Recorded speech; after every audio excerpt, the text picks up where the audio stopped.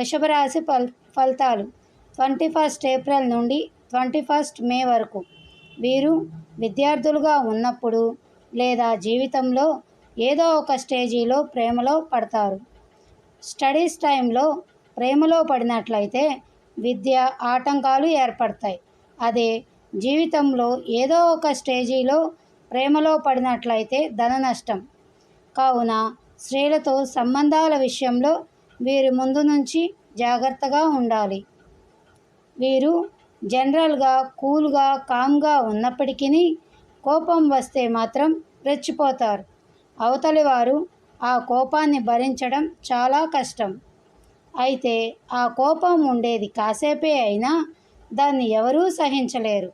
ప్రేమించిన స్త్రీ, భార్య కానీ ప్రియురాలు కానీ, వారి విషయంలో వీరు చాలా ఉదాత్తులు.